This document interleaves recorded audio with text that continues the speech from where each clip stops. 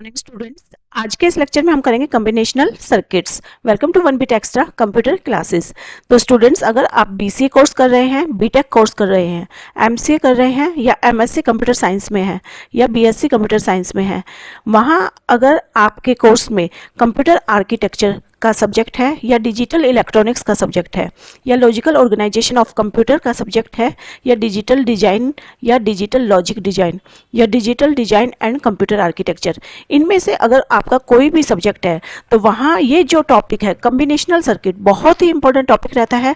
Paper के अंदर ये जरूर से पूछा जाता है और जिस तरीके से क्वेश्चन आता है that is what are combinational circuits, ये क्वेश्चन हो सकता है, या फिर design procedure of combinational circuits, या फिर difference between combinational and sequential circuits.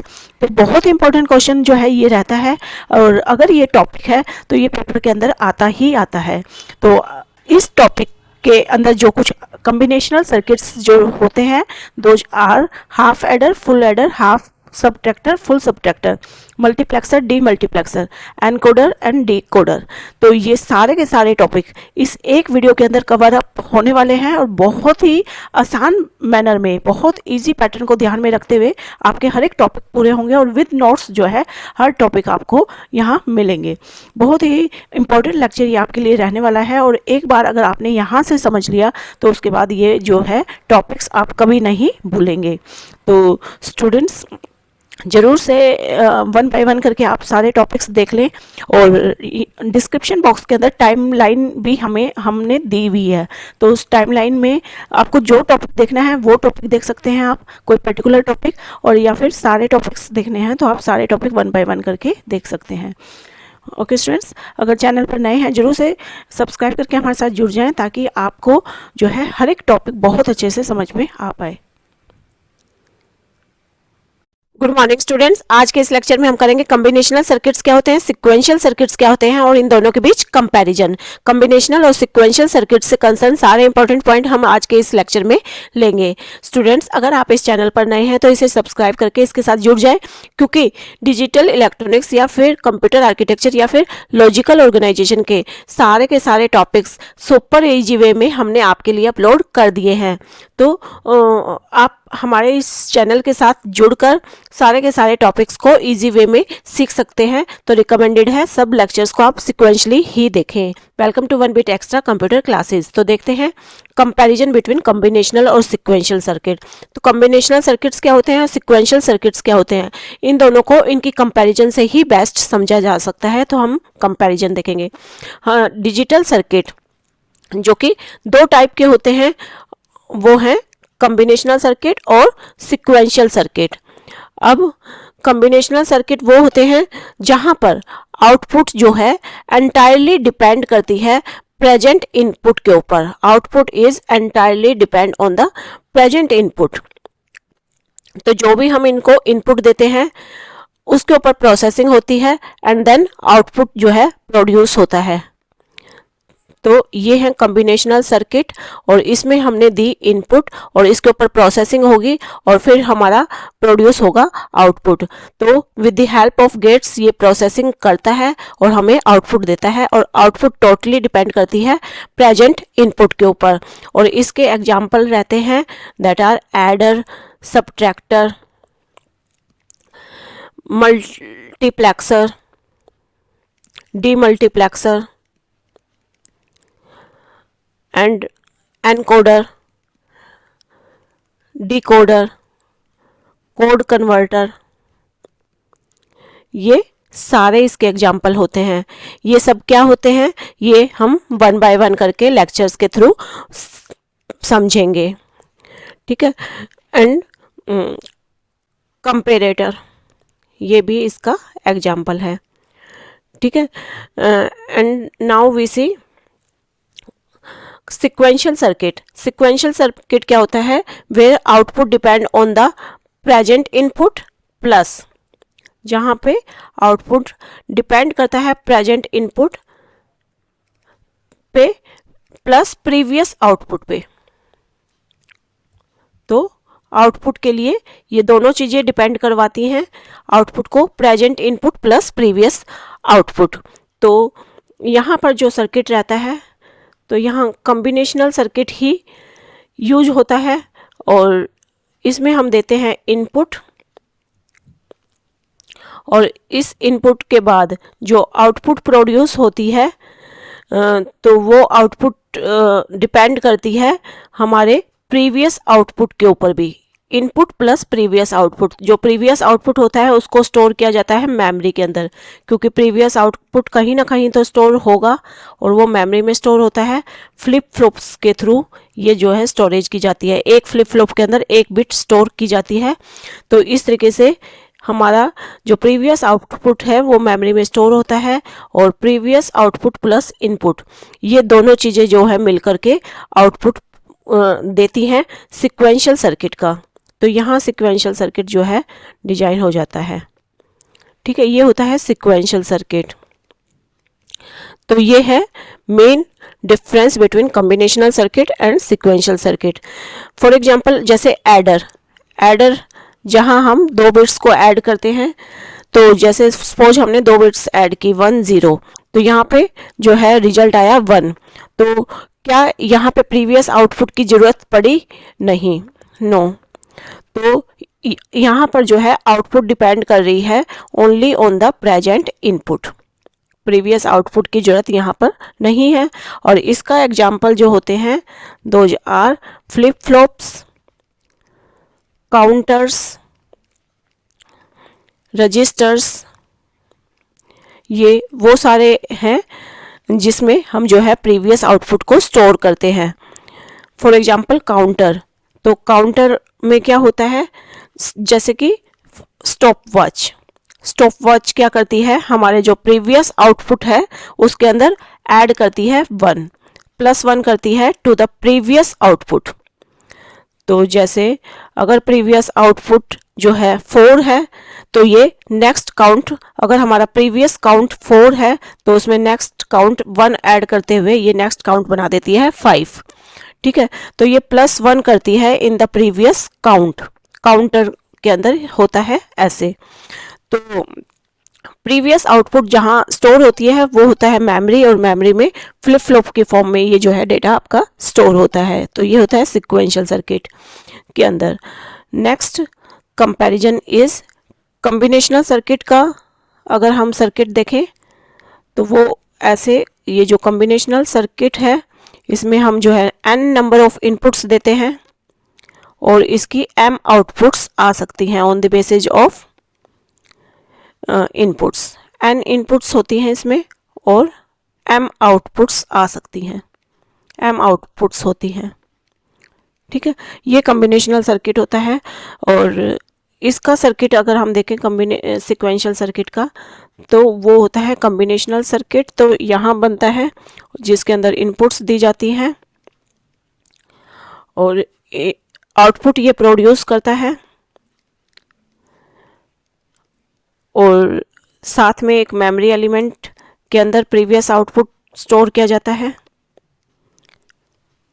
और ये मेमोरी एलिमेंट से जो भी फीडबैक मिलती है, यहाँ फीडबैक मिलती है, ये फीडबैक पॉजिटिव रहती है और इस फीडबैक को जो है इंसर्ट कर दिया जाता है इस कॉम्बिनेशनल सर्किट के अंदर और यहाँ सिक्वेंशियल सर्किट जो है बन जाता है। तो we need to store the previous output through the memory. ठीक है, next comparison is no feedback allowed. इसके अंदर कोई फीडबैक नहीं होता जैसा कि हमने देखा, जबकि इसके अंदर फीडबैक अलाउड होता है, इसके अंदर फीडबैक हमेशा होता है। ठीक है, नेक्स्ट कंपैरिजन इज, इसके अंदर अगर हम ट्रुथ टेबल जब बनाते हैं तो हम लेते हैं इनपुट और उसके बेस पे डिपेंड करती है आउटपुट। जैसे अगर इनपुट 0 0 है तो आउटपुट हमारी क्या होगी, वो डिपेंड करता है हम कौन सा गेट यूज़ कर रहे हैं। सपोज हमारा जो है नैंड गेट है तो 2 0 पे आपका जो इनपुट आउटपुट हो जाता है 1। यहाँ पर जो ट्रुथ टेबल होती है ये है ट्रुथ टेबल और यहाँ जो ट्रुथ टेबल होती है उसमें होता है इनपुट और प्लस इनपुट के साथ साथ हमारा प्रीवियस आउटपुट होता है और प्रीवियस आउटपुट के बेस पे जो रिजल्ट आता है डेट इज़ QN+1। अब QN क्या है, ये प्रेजेंट आउटपुट है। प्रेजेंट आउटपुट और इनपुट, ये दोनों चीज़ें, प्रेजेंट आउटपुट मीन्स मतलब हमारा जो प्रेजेंट में कौन सी आउटपुट पड़ी हुई है वो हम देते हैं और इनपुट देते हैं, और फिर उससे जो हमारी नेक्स्ट आउटपुट आती है कि जो फ्यूचर में हमारी आउटपुट बनने वाली है, नेक्स्ट आउटपुट आ जाती है।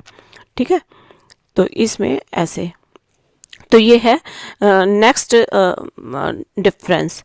नेक्स्ट इज, ये जो कॉम्बिनेशनल सर्किट होते हैं ये लेस कॉम्प्लेक्स होते हैं, क्योंकि इनके अंदर कोई फीडबैक नहीं होती, कोई मेमोरी एलिमेंट नहीं होता, और ये मोर कॉम्प्लेक्स होते हैं because it requires more extra memory. More complex होते हैं ये because it requires extra memory element, क्योंकि इसके अंदर एक्स्ट्रा मेमोरी एलिमेंट जो होता है वो होता है, इट रिक्वायर्स। ठीक है, this is next comparison. Next is logic gates are used as component. इसके अंदर लॉजिक गेट्स यूज होते हैं एज द कंपोनेंट, प्रोसेसिंग करने के लिए। और सिक्वेंशियल सर्किट के अंदर logic gates plus flip flops use होते हैं as the component. Logic gates plus flip flops are used as the component. ठीक है, तो ये है हमारा नेक्स्ट डिफरेंस। और ये जो होते हैं इजी टू डिजाइन होते हैं and fast in speed. Easy to design होते हैं और स्पीड में फास्ट होते हैं, fast in speed. Okay student, जबकि ये जो होते हैं ये कॉम्प्लेक्स होते हैं। Okay students, this is all about the difference between combinational and sequential circuit. तो हमने दोनों चीज़ें देखी, कॉम्बिनेशनल सर्किट्स क्या होते हैं, सिक्वेंशियल सर्किट क्या होते हैं, with the help of comparison. Okay students, अगर आपको ये सारे लेक्चर्स बहुत इजी लग रहे हैं तो आप इस चैनल को सब्सक्राइब करके हमारे साथ जुड़ जाएं, ताकि आपको हर कंसेप्ट इजीली क्लियर हो पाए, समझ में आ पाए। Thank you, bye bye, have a nice day. Good morning students, आज के इस लेक्चर में हम करेंगे design procedure for combinational circuit with example. Combinational circuits क्या होते हैं ये ऑलरेडी हम पिछले लेक्चर में सीख चुके हैं, और यहाँ करेंगे design procedure with example. Welcome to 1BIT extra computer classes. Students, अगर आप इस चैनल पर नए हैं तो इसे सब्सक्राइब करके इसके साथ जुड़ जाएं, क्योंकि हमने सारे लेक्चर सुपर ईजी वे में आपके लिए अपलोड कर दिए हैं, और रिकमेंडेड है कि हर लेक्चर को आप सिक्वेंशली ही देखें। Welcome to 1BIT extra computer classes. Design procedure for combinational circuit with example. तो इसका डिजाइन प्रोसीजर कैसे होता है, it starts from outline of the problem statement and ends in a logic circuit diagram. तो ये start होता है problem statement को डिफाइन करके और एंड होता है लॉजिक सर्किट डायग्राम पे। यानी हम प्रॉब्लम स्टेटमेंट को सबसे पहले देखते हैं और उसके बाद एट लास्ट हमारा लॉजिक सर्किट डायग्राम तैयार हो जाता है। तो design procedure involves following steps. Design procedure में ये स्टेप्स होते हैं। सबसे पहले डिफाइन द प्रॉब्लम, प्रॉब्लम को आपने डिफाइन करना है। Find out the number of input and output variable, और फिर हमने देखना है कि कितने नंबर ऑफ इनपुट वेरिएबल्स हैं और कितने नंबर ऑफ आउटपुट वेरिएबल्स हैं। फिर हम उन इनपुट और आउटपुट वेरिएबल्स को लेटर सिंबल असाइन करेंगे। Then make the truth table using the problem definition. फिर हम ट्रूथ टेबल बनाएंगे प्रॉब्लम डेफिनेशन को यूज करते हुए, और ट्रूथ टेबल से बुलियन एक्सप्रेशन ड्रॉ करेंगे हर एक आउटपुट को देखते हुए, and then simplify the boolean expression using K map और लॉज ऑफ बुलियन अलजेब्रा। फिर जो बुलियन एक्सप्रेशन आएगा उसको हम सिंप्लीफाई करेंगे, यानी सिंपली हम ट्रूथ टेबल बनाएंगे, ट्रूथ टेबल से हमारा बुलियन एक्सप्रेशन आएगा, और इस बुलियन एक्सप्रेशन को हम मिनिमाइज करेंगे। और मिनिमाइज करने के हमें पता है दो तरीके होते हैं, या तो के मैप को यूज करके या फिर लॉज को यूज करके।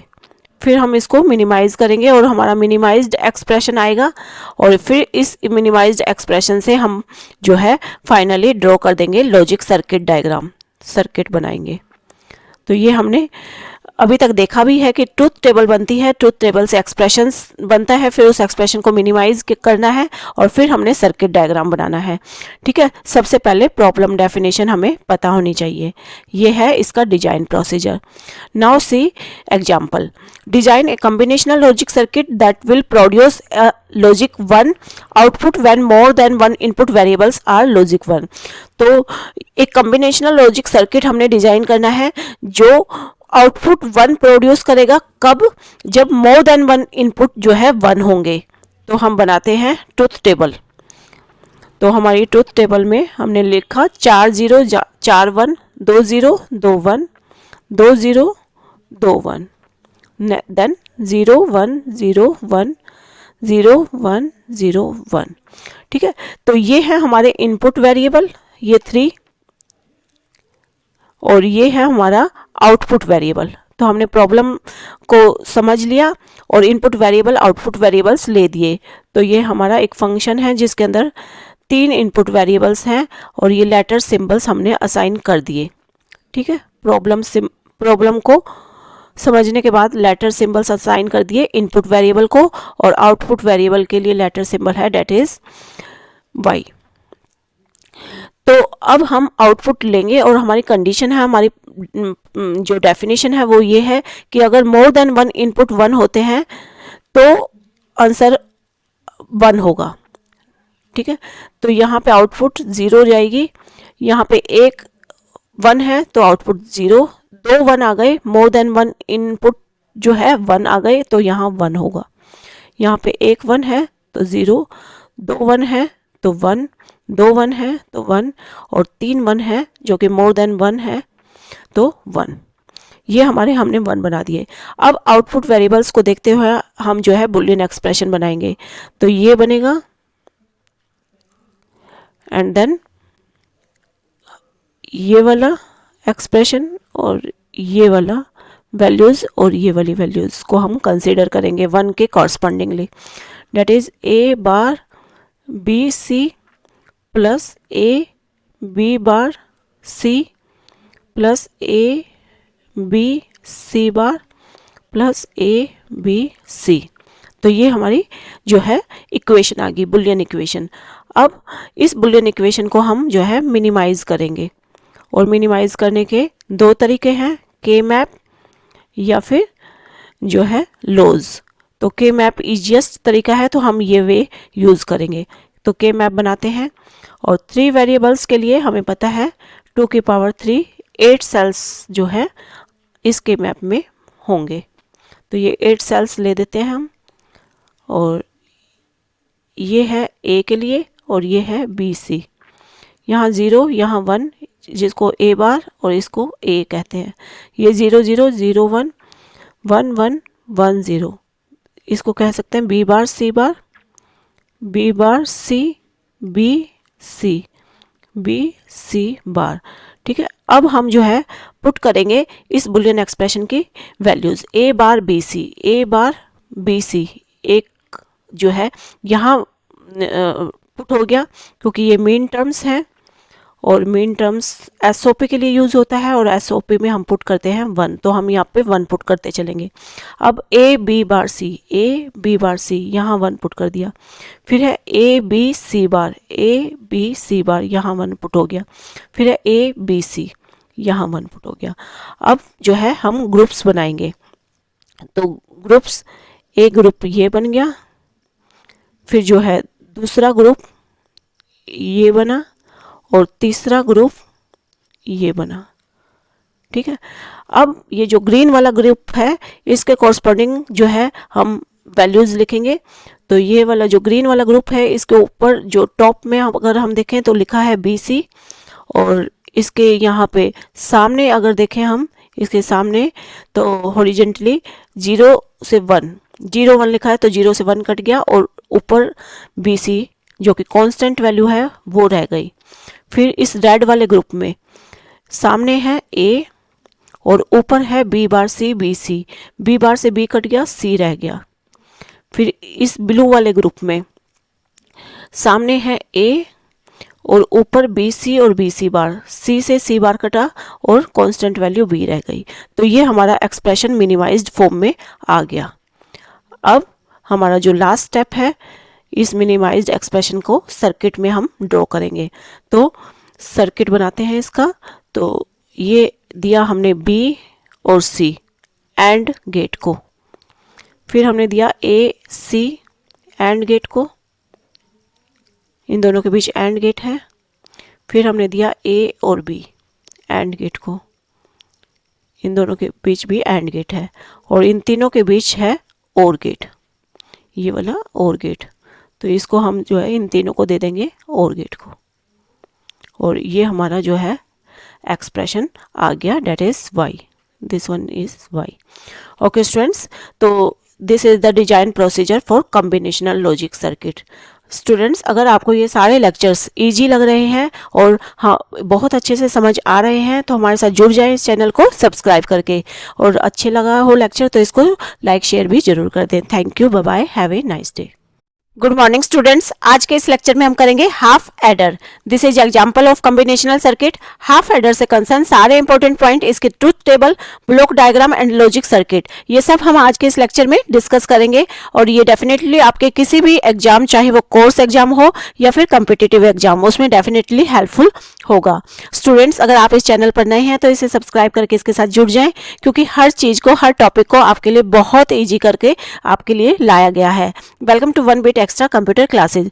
तो हाफ एडर, इसको कहते हैं two input two output circuit, जिसके अंदर दो इनपुट्स होते हैं और दो आउटपुट होते हैं, यानी दो बिट्स को ऐड किया जाता है। और ऐड जो कि मोस्ट इंपॉर्टेंट ऑपरेशन रहता है, जब भी सीपीयू के अंदर, एएलयू के अंदर जो है ये ऑपरेशन चलता है, जिसमें एडिशन किया जाता है, जो कि मोस्ट इंपॉर्टेंट ऑपरेशन रहता है। तो इसमें दो इनपुट्स रहते हैं, तो इसमें हम जब दो बिट्स को ऐड करते हैं तो कैसे ऐड करते हैं, इसकी ट्रुथ टेबल देख लेते हैं। और ट्रुथ टेबल में हमने अगर दो बिट्स को ऐड किया, सपोज बिट्स हैं ए और बी, तो दो बिट्स जिनके पॉसिबल कॉम्बिनेशंस होंगे 4, और वो 4 कॉम्बिनेशंस होंगे 0 0 0 1 1 0 और 1 1। तो ये दो तो हैं इनपुट्स, दो इनपुट्स दी इसमें हमने, और दो ही इसके अंदर आउटपुट होंगे। अब आउटपुट क्या क्या होंगे, सम और कैरी। जब भी हम इनको ऐड करेंगे तो कुछ ना कुछ सम आएगा और कुछ कैरी होगी। तो जैसे दो जीरो को ऐड किया तो सम 0, कैरी भी यहाँ पे 0 है। 0 1 को ऐड किया तो सम 1, कैरी 0। 1 0 को ऐड किया, 1 सम एंड कैरी 0। 1 1 को ऐड किया, ये मोस्ट इंपॉर्टेंट है। जब हम 1 1 को ऐड करते हैं डेसिमल में तो 2 आता है, और 2 के कॉरस्पॉन्डिंग बाइनरी होती है 1 0। तो यहाँ पर जो सम होगा डेट इज 0 और कैरी होगी 1। तो इस तरीके से हमने जो है दो बिट्स को ऐड करना है। तो ये दो बिट्स की हुई एडिशन। यहाँ दो इनपुट्स हैं और हमने देखे दो ही आउटपुट्स हैं। अब हम इनके कॉरस्पॉन्डिंग मीन टर्म्स लेंगे। मीन टर्म्स ली जाएंगी, एक तो सम के कॉरस्पॉन्डिंग और एक कैरी के कॉरस्पॉन्डिंग। अब सम में जहां आउटपुट्स में 1 है उसके कॉरस्पॉन्डिंग वैल्यूज उठाएंगे। तो this one is A bar b plus A B bar, ये हमने ले दिया सम। और अब कैरी देखेंगे, कैरी में 1 यहाँ है और इसके कॉरस्पॉन्डिंग जो मीन टर्म्स हैं डेट इज ए बी। ये हमारे एक्सप्रेशंस आ गए, बुलियन एक्सप्रेशंस। अब हम इनके कॉरस्पॉन्डिंग सर्किट बनाएंगे, और सम का सर्किट डेट इज ए बार और ये है बी। तो हमने जो है ए बार और बी इन दोनों को किया एंड, तो यहाँ आया ए बार बी। और फिर ए बी बार, बी को ऐसे भी दिखा सकते हैं और बाद में नेगेटिव नोट ऑपरेटर का साइन ले सकते हैं, नोट गेट का, और यहाँ पे बाद में हमारा बी बार ऐसे शो होगा। फिर जो है इसमें हमने बना दिया एंड गेट, और this one is a B bar. अब हम इन दोनों का कर सकते हैं डेट इज और operation. This one is A bar b plus A B bar, this is sum. तो स्टूडेंट्स ये जो है हम ऐसे भी कर सकते हैं, पर ये इतना बड़ा करने की जरूरत नहीं है। इसको अगर हम ध्यान से देखें तो ये इक्वेशन है a bar b plus A B bar. This one is the equation of a x और b। तो इसको हम a x और b से भी जो है सिंपली शो कर सकते हैं इस सर्किट को।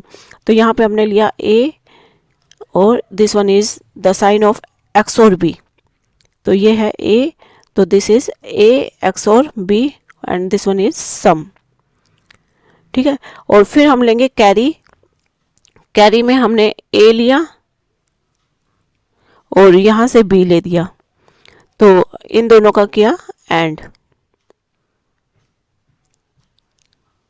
और ये हुआ carry, that is a b. तो ये हो गया हमारा लॉजिक सर्किट। तो ट्रुथ टेबल हमने बनानी सीखी, एक्सप्रेशन देखा एंड देन सर्किट बनाना सीखा। तो this is all about half adder.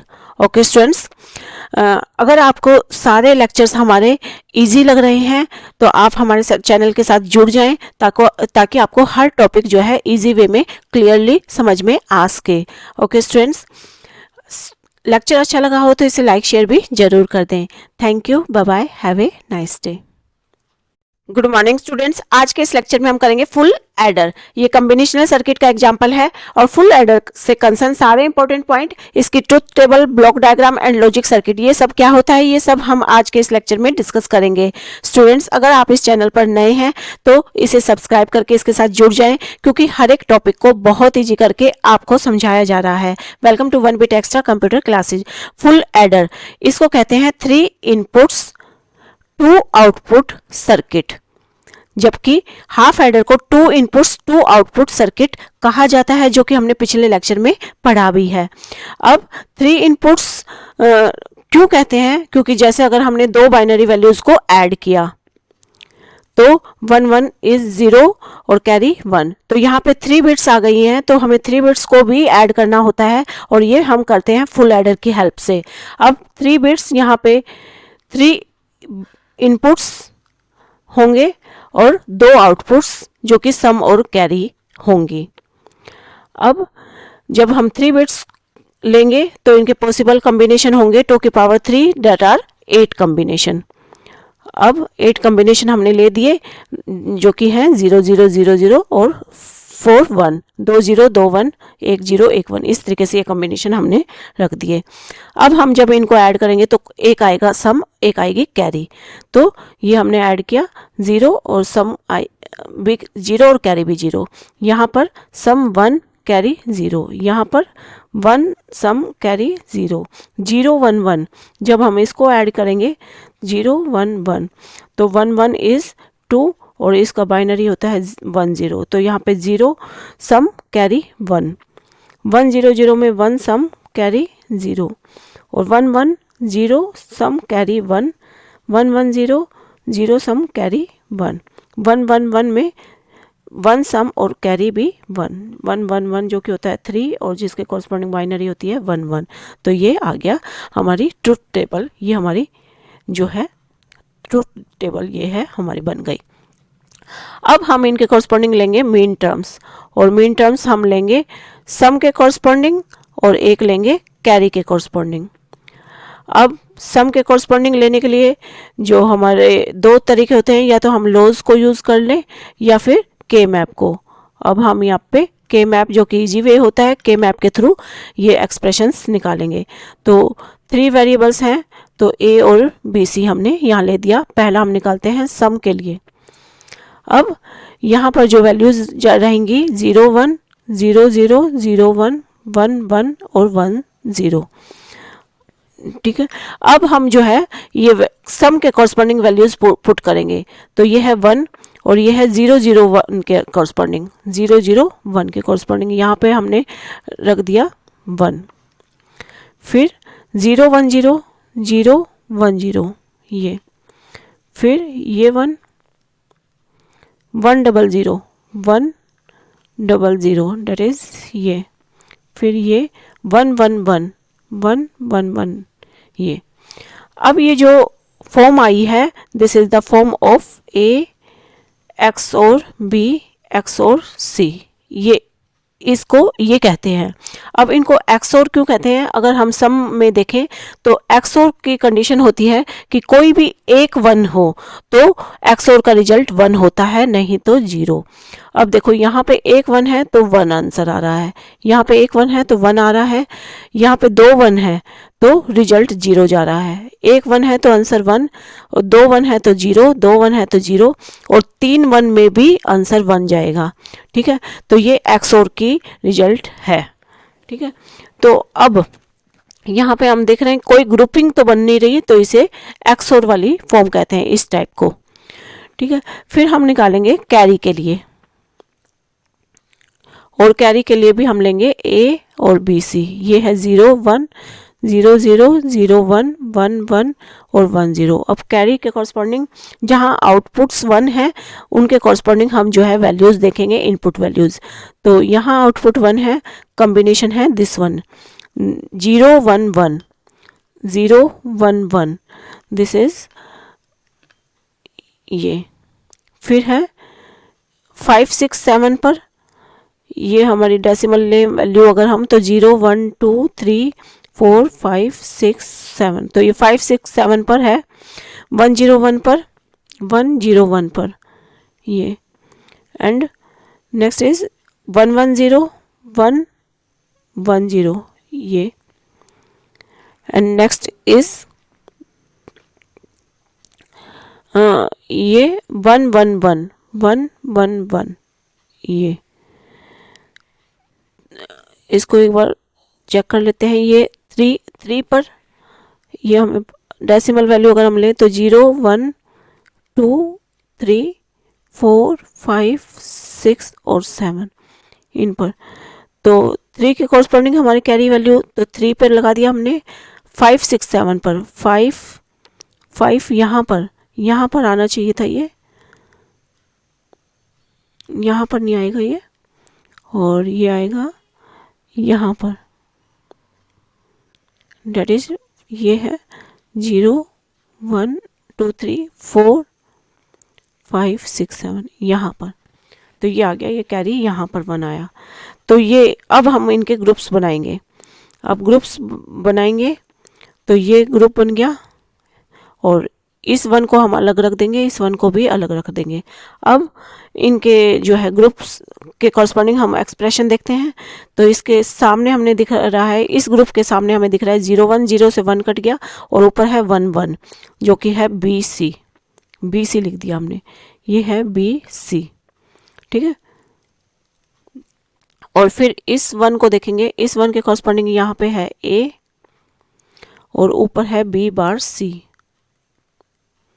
इस 1 के कॉरस्पॉन्डिंग देखेंगे, सामने है ए और ऊपर है बी सी बार।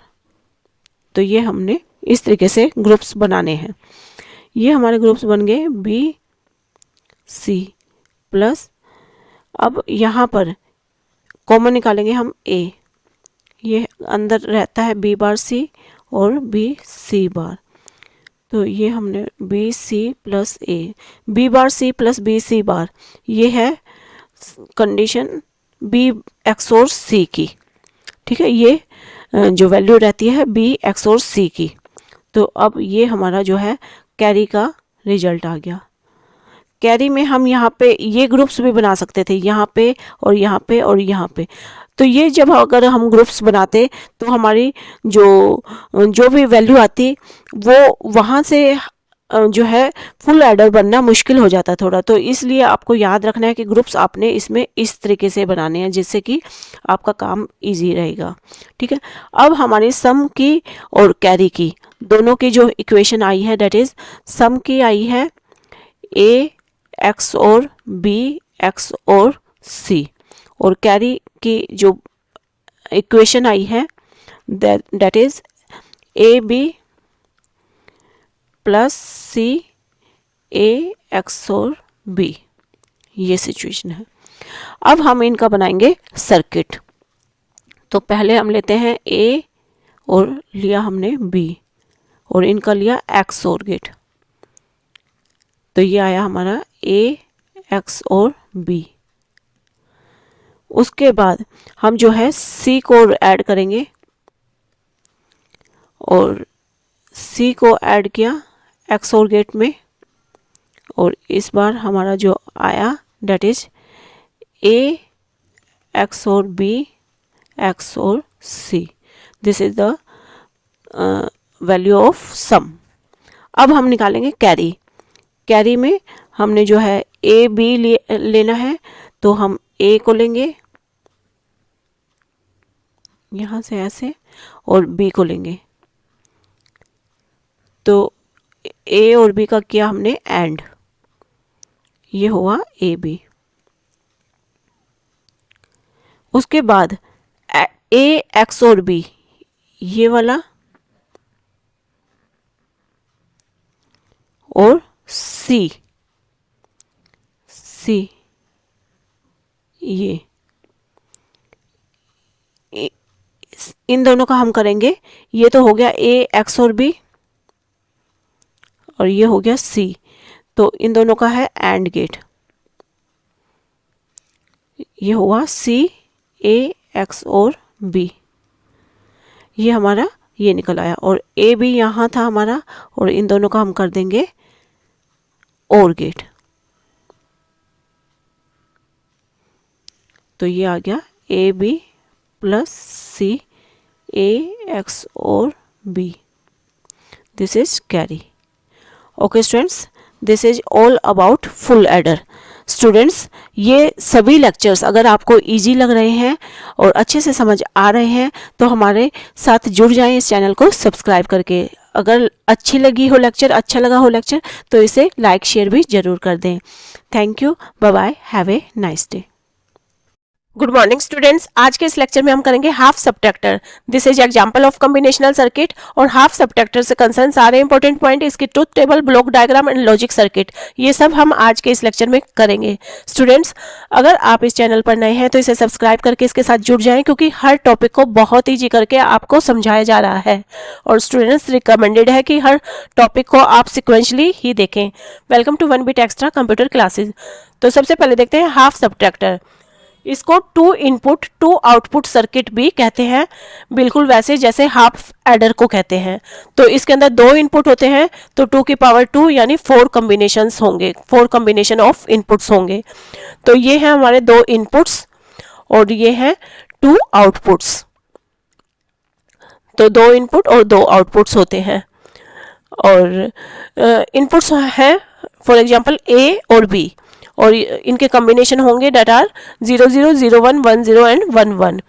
तो जब भी हम सब्ट्रैक्ट करेंगे 2 बिट्स को, 2 नंबर को, सपोज यहाँ पे a माइनस बी कर रहे हैं हम, तो हम a माइनस बी ही रखेंगे क्योंकि ये कम्यूटेटिव नहीं होता। तो जैसे ही हमने a में से b सब्ट्रैक्ट किया तो कुछ ना कुछ तो रिजल्ट आएगा और कुछ ना कुछ हमारा बोरो होगा। तो यहाँ 0 माइनस 0, डिफरेंस इज 0, बोरो भी 0। 0 माइनस 1, 0 में से 1 सब्ट्रैक्ट नहीं हो सकता, तो ये एक पीछे से बोरो लेगा। और 1 0 क्या हो गया, डेट इज 2। 2 में से 1 सब्ट्रैक्ट किया तो डेट विल बी 1। तो यहाँ पे डिफरेंस आएगा 1 और बोरो भी है 1। 1 माइनस 0, डिफरेंस इज 1 और borrow 0। 1 minus 1, difference is 0 and borrow is also 0। तो दिस इज ट्रुथ टेबल। तो ये हमने देखी ट्रुथ टेबल। अब हम इस ट्रुथ टेबल के अकॉर्डिंग देखते हैं बोरो।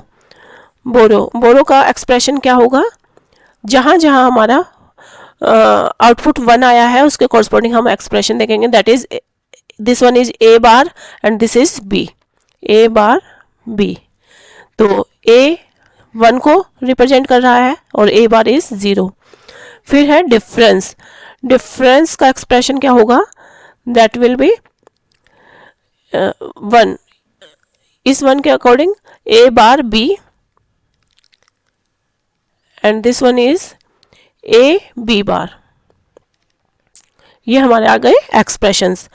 अब a bar b plus a b बार, इस इक्वेशन को हम ध्यान से देखें तो this is the equation of a x और b। और XOR की कंडीशन अगर हम यहाँ पर देखें तो XOR की कंडीशन ये होती है कि कहीं जहाँ हमारा सिर्फ एक 1 है, ओनली 1 अगर है, तो रिजल्ट 1 होगा, अदरवाइज आंसर 0 होगा। तो यहाँ पे एक 1 है तो हमारा आंसर 1 आ रहा है, यहाँ पे भी एक ही 1 है तो आंसर 1 आ रहा है। तो यही XOR की कंडीशन है। अब ये एक्सप्रेशंस हमारे आ गए हैं और अब हम बनाएंगे इनका सर्किट, लॉजिक डायग्राम। तो ये है A and this one is B, और यहाँ पे हमने A बार B करना है तो हमने नॉट गेट बना दिया, तो ये हो गया A बार, और ये बना दिया AB, और इनको लगा दिया एंड गेट, इन दोनों के बीच में है एंड गेट। तो ये गेट्स कैसे हैं ये सब हम ऑलरेडी पिछले लेक्चर्स में पढ़ चुके हैं। तो this is the output of A bar B, that is borrow की आउटपुट आती है ये। Next is A XOR B, तो this one is A XOR B। इसको अगर हम देखें तो this one is the A XOR B। तो ये A XOR का हमने जो है गेट यूज किया और ये हो गया A XOR B, and this is the condition of difference, this is the value of difference. Okay students, this is all about half subtractor. Students, अगर सभी लेक्चर्स आपको इजी लग रहे हैं और आपको आगे भी लेक्चर्स को इजी वे में ही सीखना है तो हमारे साथ जुड़ जाएं, सब्सक्राइब कर दें इस चैनल को और कमेंट सेक्शन में लिख दें अगर आपको कोई भी क्वेरीज है। और स्टूडेंट्स, हमें मोटिवेशन के लिए इस चैनल को सब्सक्राइब, लाइक, शेयर जरूर कर दें। Thank you, bye bye, have a nice day. Good morning students, आज के इस लेक्चर में हम करेंगे full subtractor. This is example of combinational circuit, और इसकी truth table, boolean expression, logic circuit, सारे इंपॉर्टेंट पॉइंट्स हम आज के इस लेक्चर में डिस्कस करेंगे। स्टूडेंट्स, अगर आप इस चैनल पर नए हैं तो इसे सब्सक्राइब करके इसके साथ जुड़ जाएं, क्योंकि हर टॉपिक को बहुत ईजी करके आपको समझाया जा रहा है। Welcome to 1BT extra computer classes. तो देखते हैं फुल सबट्रैक्टर, फुल एडर की तरह, इसको भी 3 बिट सबट्रैक्टर बोला जाता है, और इसके अंदर होते हैं 3 इनपुट्स 2 आउटपुट सर्किट। इसको बोलते हैं 3 इनपुट्स 2 आउटपुट सर्किट, बिल्कुल वैसे ही जैसे फुल एडर को बोलते हैं। तो 3 इनपुट्स का मतलब 2 की पावर 3 यानी 8 पॉसिबल कॉम्बिनेशन ऑफ इनपुट्स इसके अंदर होते हैं, और इसका ब्लॉक डायग्राम होता है लाइक दिस। 3 इनपुट्स ये लेता है और 2 आउटपुट्स ये देता है। 3 inputs like A B C full subtractor के अंदर, एंड जब हम इनको डिफरेंस करेंगे तो कुछ ना कुछ तो हमारा डिफरेंस होगा, कुछ रिजल्ट होगा और कुछ हमें बोरो लेनी होगी। ठीक है, तो ये होंगे 2 आउटपुट्स। यहाँ पर 3 इनपुट्स हम देख रहे हैं, 3 इनपुट्स लेता है ये, and it will give 2 outputs, those are difference and borrow. अब हम जो सबट्रैक्ट करेंगे that pattern is A minus B minus C, और ये पैटर्न ऐसे ही होगा क्योंकि सबट्रैक्शन कम्यूटेटिव नहीं होता। Now A minus B is 0 and then B minus C is 0 और बोरो भी 0।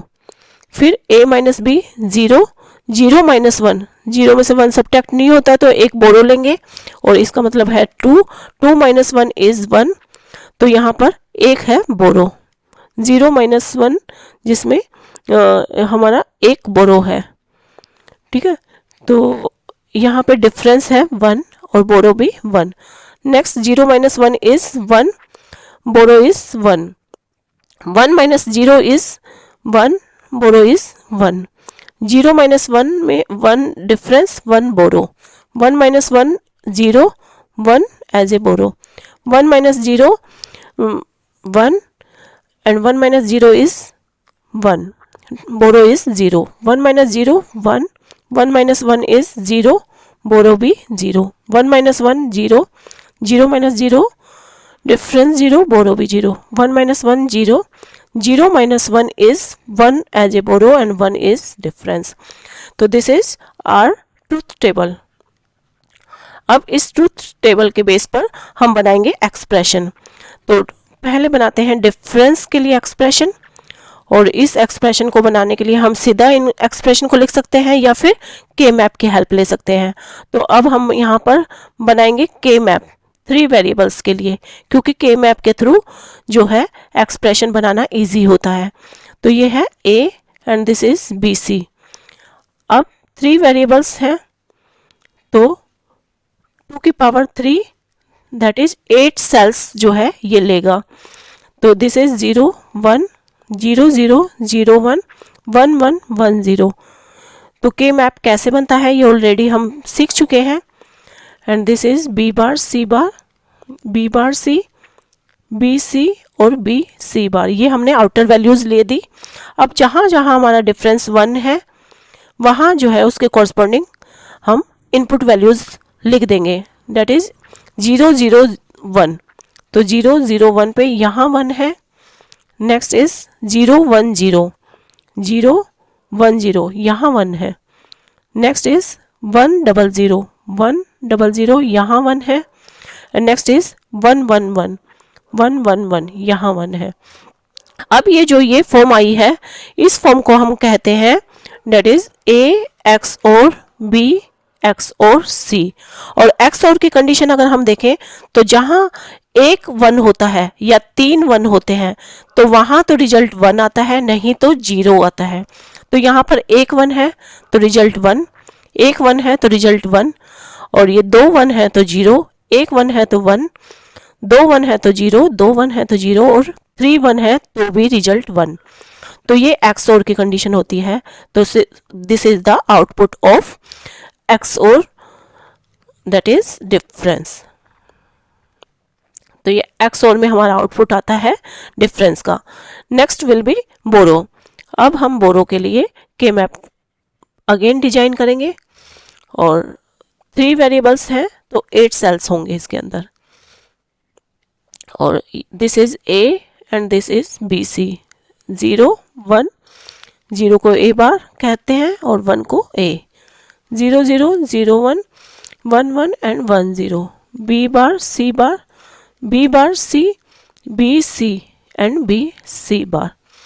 अब हम पुट करेंगे जहाँ जहाँ हमारा बोरो 1 है वहाँ उसके कॉरस्पॉन्डिंग 0 0 1 पे, 0 0 1 पे हमारा 1 है तो यहाँ हमने पुट कर दिया 1। नेक्स्ट इज 0 1 0 पे, तो 0 1 0 पे that is here, and 0 1 1 0 1 1 that is here, and next is 1 1 1 1 1 1 that is here. अब हम यहाँ पे बनाएंगे इनके ग्रुप्स। तो पहला group is this one, next group is this one, and next group is this one. अब हमने अलग अलग कलर्स में ग्रुप बनाए हैं। इन ग्रुप्स का जो है अब हम एक्सप्रेशन लिखेंगे इनका कॉरस्पॉन्डिंग। तो पहला ग्रुप ब्लू कलर में, इसके सामने वैल्यू देखते हैं और टॉप में वैल्यू देखते हैं। तो सामने वैल्यू देखेंगे हम, और जहां कटेगा 0 से 1 तो वहां काट देंगे, और जो कांस्टेंट वैल्यू होगी उसको हम लिख देंगे। तो इसके अंदर 0 से 1 कट गया, और इसके ऊपर जो कांस्टेंट वैल्यू है दैट इज BC, ये हमने लिख दिया ब्लू ग्रुप के लिए। फिर नेक्स्ट ग्रीन ग्रुप, इसमें सामने है A बार और ऊपर है B bar C BC। B बार से B कट गया और रह गया C। Next group is red group, सामने है A बार और ऊपर है BC एंड BC बार। तो C से C बार कट गया और ऊपर रहता है B। Now this is the expression for borrow. अब हमारे दोनों एक्सप्रेशन आ चुके हैं, और अब हम बनाएंगे इनका ब्लॉक डायग्राम। तो डिफरेंस का एक्सप्रेशन जो कि ये है, एंड बोरो का एक्सप्रेशन जो कि ये है। अब हम इनका बनाते हैं ब्लॉक डायग्राम। तो 3 वेरिएबल्स हैं that are A B C। अब A B और C,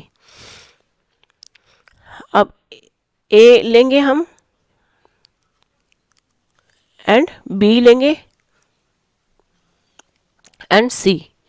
इन तीनों के लिए है OR गेट डिफरेंस आउटपुट के लिए।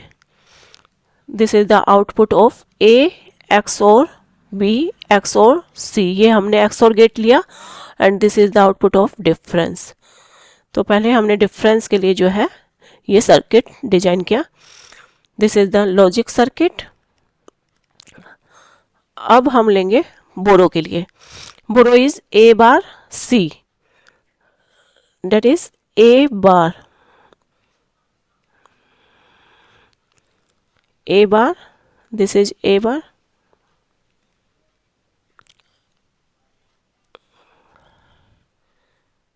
this is A bar, and next is C, A bar C, इन दोनों का है AND गेट। तो ये गेट्स कैसे बनते हैं ऑलरेडी हम डिस्कस कर चुके हैं स्टूडेंट्स अपने प्रीवियस लेक्चर में। Next is A bar,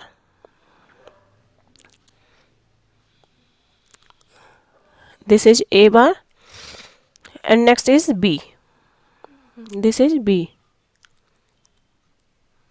this is B, इन दोनों का होगा AND gate. Next is BC, this is B, and this is C, इन दोनों का AND गेट, और इन तीनों के बीच है OR गेट।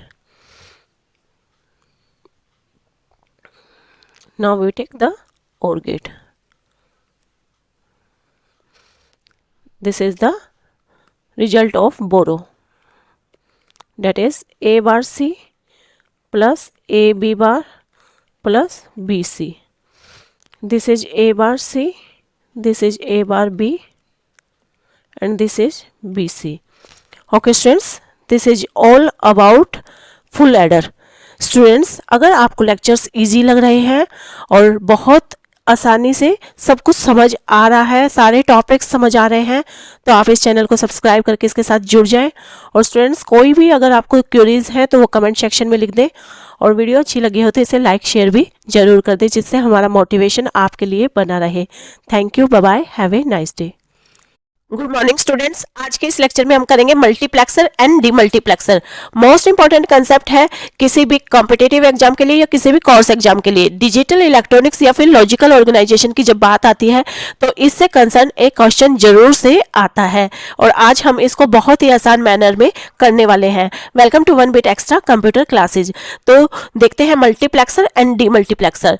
इसमें सबसे पहले करते हैं multiplexer. A multiplexer is a combinational circuit that has 2 की power n communication lines and a single output line. तो ये कॉम्बिनेशनल सर्किट का एग्जांपल होता है जिसके अंदर 2 की power n communication lines as a inputs होती हैं और इसमें एक सिंगल आउटपुट लाइन होती है। तो मल्टीप्लेक्सर, जिसका नाम से ही पता चल रहा है, ये मोर देन 1 सिग्नल्स को मल्टीप्लेक्स कर रहा है, यानी इसमें मोर देन 1 इनपुट्स होते हैं और इसके अंदर एक ही आउटपुट होता है, इसका सिंगल आउटपुट होता है। अब ये सिंगल आउटपुट जाता है सिंगल कम्युनिकेशन चैनल के थ्रू। ये जो सिंगल कम्युनिकेशन चैनल होता है ये कॉमन होता है। अब इसमें जो कंसेप्ट रहता है मैनी टू वन का होता है, यानी मोर देन 1 सिग्नल्स को ये एक कम्युनिकेशन लाइन के थ्रू भेजता है। अब सिंगल कम्युनिकेशन चैनल पर एट ए टाइम पर एक ही सिग्नल जा सकता है, तो इस चैनल से कौन सा सिग्नल जाएगा, किसकी बारी होगी, ये डिसाइड करती हैं सिलेक्शन लाइंस। तो इसमें सिलेक्शन लाइंस का भी यूज होता है जो सेलेक्ट करती है कि कौन सा इनपुट इस कम्युनिकेशन चैनल से एट ए टाइम पे जाएगा। फिर रिसीवर एंड पर डीमल्टीप्लेक्सर होता है, और डीमल्टीप्लेक्सर क्या करता है, ये मल्टीप्लेक्सर के कॉन्सेप्ट का अपोजिट होता है। ये 1 टू मैनी कॉन्सेप्ट को यूज करता है। ये जो 1 सिग्नल आता है, जो 1 कम्युनिकेशन चैनल से सिग्नल आ रहा होता है, उसको जो है डिस्ट्रीब्यूट करता है मोर देन 1 रिसीवर्स में, मोर देन 1 सिग्नल्स में ये डिस्ट्रीब्यूशन करता है इस एक कम्युनिकेशन चैनल से आए हुए सिग्नल का। तो ये डीमल्टीप्लेक्सर का काम रहता है। ठीक है, तो now we see the next point, that is a multiplexer is an electronic circuit that connects 1 out of n inputs to n output. तो मल्टीप्लेक्सर एक इलेक्ट्रॉनिक स्विच के जैसे काम करता है। जैसे ये मल्टीप्लेक्सर है और इसके पास है मोर देन 1 इनपुट्स, इससे जा रहे हैं मोर देन 1 इनपुट्स। अब ये एज ए स्विच का काम करता है। जैसे स्विच को वायर से जोड़ा जाता है, तो एट ए टाइम पे ये स्विच किस वायर से जोड़ा जाएगा यानी किस इनपुट को लेगा, that is decided bye multiplexer. तो ये जो मल्टीप्लेक्सर्स होते हैं ये होते हैं 4x1, 2x1, 8x1 मल्टीप्लेक्सर्स हो सकते हैं, 16x1 मल्टीप्लेक्सर्स हो सकते हैं, 32x1 मल्टीप्लेक्सर्स हो सकते हैं। इट मीन्स ये 2 की पावर n में होते हैं ये मल्टीप्लेक्सर्स। ठीक है, तो जितने भी होंगे, तो ये जो भी मल्टीप्लेक्सर होगा, जैसे 2x1 है तो 2 इनपुट्स लेगा, 4x1 है तो 4 इनपुट्स ये लेता है। तो एट ए टाइम पे ये जो स्विच होता है ये कोई भी एक इनपुट सेलेक्ट करता है। Next we take next point, that is it is functionally complete. ये फंक्शनली कंप्लीट होता है। All boolean functions can be realized using multiplexer without any other gates. ये अपने आप में कंप्लीट होता है, तो कोई भी बुलियन फंक्शन मल्टीप्लेक्सर की हेल्प से रियलाइज किया जा सकता है, इम्प्लीमेंट किया जा सकता है बिना किसी दूसरे गेट या दूसरे सर्किट की हेल्प के बिना। यानी किसी दूसरे गेट या सर्किट की हेल्प के बिना कोई भी बुलियन फंक्शन जो है हम सिर्फ मल्टीप्लेक्सर से इंप्लीमेंट कर सकते हैं, क्योंकि अपने आप में कंप्लीट होता है। और इसका एग्जांपल है टेलीफोन नेटवर्क। जैसे टेलीफोन नेटवर्क पर क्या होता है कि मोर देन वन सेंडर्स होते हैं जो अपने कॉल को प्लेस करते हैं। तो एट ए टाइम पे ये जो कॉल है किस रिसीवर को दी जाएगी ये डिसाइड करेगा मल्टीप्लेक्सर, क्योंकि बहुत सारी कॉल्स जो है लाइन पर है, मोर देन वन कॉल, लेकिन वो जो कॉल है वो किस रिसीवर को दी जाए, किसकी कॉल को प्रायोरिटी दी जाए, it is decided by the multiplexer. तो this is best example of multiplexer. Now we see the next thing. हम इसका अब देखते हैं इसका सर्किट। जैसे सपोज 4x1 का मल्टीप्लेक्सर है, तो इसका सर्किट बनेगा ब्लॉक डायग्राम, दैट इज यहाँ पे 4 इनपुट्स रहेंगे और 1 output will be there in multiplexer. ये जो इनपुट्स हैं ये हो सकते हैं, इनका नेम कुछ भी हो सकता है, date is I0, I1, I2, I3। तो ये जो है 4 इनपुट्स हैं और output is 1, that is like F। अब यहाँ पर ये जो 4x1 का मल्टीप्लेक्सर है, तो यहाँ पर 4 वैल्यूज यूज हो रही हैं, और 4 वैल्यूज का मतलब 2 की पावर 2, यानी यहाँ पे 2 बिट्स है। 2 बिट्स अपनी 4 वैल्यूज का रिप्रेजेंटेशन कर रही हैं। तो 2 बिट्स लाइक 0 0 0 1 1 0 एंड 1 1। तो ये 4 वैल्यूज रिप्रेजेंट कर रही हैं ये 2 बिट्स। तो ये 2 बिट्स क्या हुई, ये सिलेक्शन लाइन्स, यानी अगर 4x1 का हमारा मल्टीप्लेक्सर है तो इसमें सिलेक्शन लाइन रहेंगी 2। ठीक है, तो 8x1 का अगर मल्टीप्लेक्सर है तो 2 की पावर 3 यानी 3 सिलेक्शन लाइंस यहाँ पर होंगी। और अगर 16x1 का मल्टीप्लेक्सर है तो 2 की पावर 4 यानी 4 selection line will be there. तो यहाँ पे 4x1 है तो यानी 4x1 जिसमें 2 की पावर 2 यानी 2 selection line will be there. तो यहाँ पे 2 सिलेक्शन लाइन होंगी और इनका नेम हो सकता है कुछ भी, that is S0 S1, suppose here S0 and S1। अब ये जो फंक्शन है ये क्या कहता है कि ये कॉम्बिनेशंस जो होते हैं सिलेक्शन के, ये जो कॉम्बिनेशन 2 बिट्स के 0 0 0 1 1 0 एंड 1 1 ये हो सकते हैं। तो अगर 0 0 सिलेक्शन लाइन में होंगे तो उस टाइम पे I0 एक्टिव होगा। अगर 0 1 हम डालेंगे सिलेक्शन लाइन में तो उस टाइम पे I1 एक्टिव हो जाएगा। ठीक है, तो कौन सी इनपुट एक्टिव होगी ये डिसाइड करेंगी सिलेक्शन लाइंस। अगर सिलेक्शन लाइन पे 1 0 है तो I2 एक्टिव हो जाएगा ये वाला इनपुट, और बाकी सारे डिजेबल हो जाएंगे। ऐसे ही 1 1 अगर हम डालेंगे तो I3 इनेबल होगा, बाकी सारे डिजेबल हो जाएंगे। ठीक है, तो अब ये जो हमारा F फंक्शन है इसको हम कैसे रिप्रेजेंट कर सकते हैं। अगर हम इसको S ऑफ P फॉर्म देना चाहें तो दैट विल बी, अगर S1 0 है यानी बार में है और S0 भी 0 है तो I0 एक्टिव होगा, प्लस S1 बार यानी 0 अगर हम इसमें दे रहे हैं और S0 1 दे रहे हैं तो I1 एक्टिव होगा। इसी तरीके से S1 1 S0 बार में अगर हमने दिया तो I2 एक्टिव हो गया। इसी तरीके से S1 दिया S0 यानी 1 1 दिया तो I3 एक्टिव हो गया। तो this will be the function यानी output function of this multiplexer. अब जो ये 4x1 का मल्टीप्लेक्सर है, इसी तरीके से हम 8x1 का मल्टीप्लेक्सर भी डिज़ाइन कर सकते हैं, 8x1 का।